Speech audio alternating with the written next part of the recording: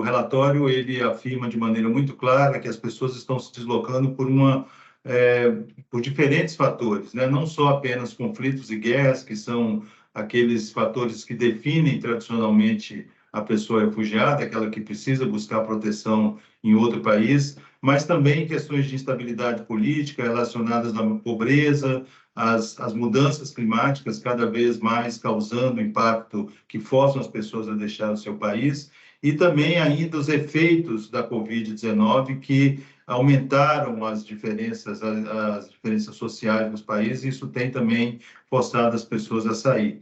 Mas, infelizmente, em 2022, a gente teve o conflito da Ucrânia como o grande vetor de deslocamento forçado no mundo, né? Foi um crescimento e de uma magnitude que não era vista desde a Segunda Guerra Mundial, né? São mais de quase 6 milhões de ucranianos que já são considerados pessoas refugiadas durante o ano de 2022. E, é claro, também conflitos persistentes, como no Afeganistão, na República Democrática do Congo, e já em 2023 a questão do Sudão, ou seja, essa questão de novas crises que vão surgindo em cima de outras que não estão solucionadas, acabam forçando um número cada vez maior de pessoas a deixar o seu país e buscar essa proteção fora do seu país de origem.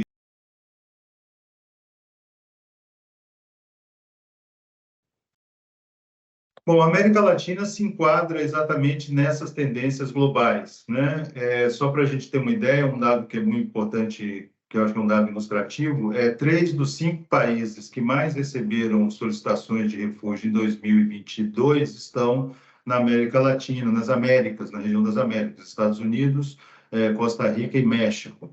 Ou seja, os movimentos que a gente vê na América Latina hoje refletem essa complexidade do cenário internacional. São movimentos gerados por questões de estabilidade política, por perseguições, por violações de direitos humanos e também por questões relacionadas às mudanças climáticas e também aos efeitos da Covid-19. Ou seja, o perfil do deslocamento na América Latina, ele tem refletido exatamente o que está acontecendo no mundo como um todo.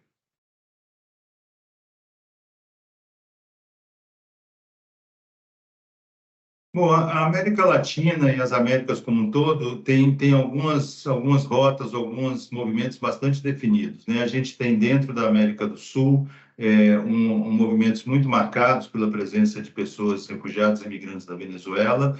Temos exatamente essa movimentação a partir da região do Darién, que faz a divisa da Colômbia com o Panamá, de pessoas de diferentes nacionalidades cruzando essa região que é muito perigosa, muito inóspita, em direção aos países da América Central, e dentro da América Central, um movimento não só dessas pessoas que já cruzaram o Darién em direção aos Estados Unidos, como também as pessoas que se deslocam a partir de países da América Central, devido a conflitos internos, devido à violência e também aos efeitos do clima. Importante desmistificar um pouco a discussão de que toda a população que se move na América Latina e em outras regiões das Américas vai em direção aos Estados Unidos. Há sim esse movimento, mas um grande número dessas pessoas, nós vimos a maioria dessas pessoas, permanece nos países da América Latina. Então, um desafio grande, e a gente tem reforçado muito isso,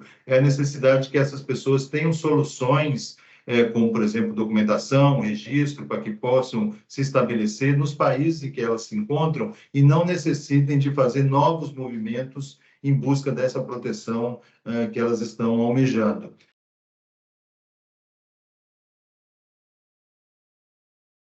No caso de Moçambique, é bastante simbólico e bastante ilustrativo sobre essa complexidade que a gente vive hoje no mundo. Por um lado, continua havendo deslocamentos internos no país, principalmente na região norte de Moçambique, onde há uma ação muito forte de milícias e de grupos armados que tem causado deslocamento interno. Por outro lado, a gente vê pessoas retornando, principalmente aquelas que foram vítimas de eventos climáticos extremos, como furacões que atingem Moçambique, retornando para casa porque consideram e que existem essas condições de retorno. Então, nós estamos falando de questões de segurança, de acesso a meios de vida, de documentação, da possibilidade de reaver as propriedades em que essas pessoas possuíam antes de serem deslocadas. Ou seja, quando existem essas condições de retorno, as pessoas, obviamente, vão optar para retornar para casa.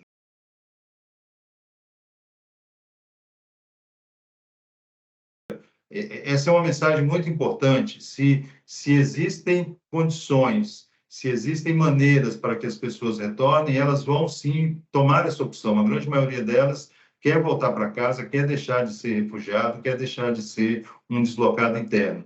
Mas essa também, com essa mensagem, vem um fator importante, que é o compromisso da comunidade internacional em atuar no sentido de solucionar e de prevenir novos conflitos e resolver aqueles que estão em andamento. Quer dizer, a resposta humanitária ela sempre vai ser um paliativo à situação das pessoas refugiadas. A solução das crises humanitárias é uma solução política. Se as raízes pelas quais, as causas pelas quais esses deslocamentos acontecem não são lidadas, não são enfrentadas, nós vamos continuar reportando, infelizmente, um número cada vez maior de pessoas refugiadas no mundo.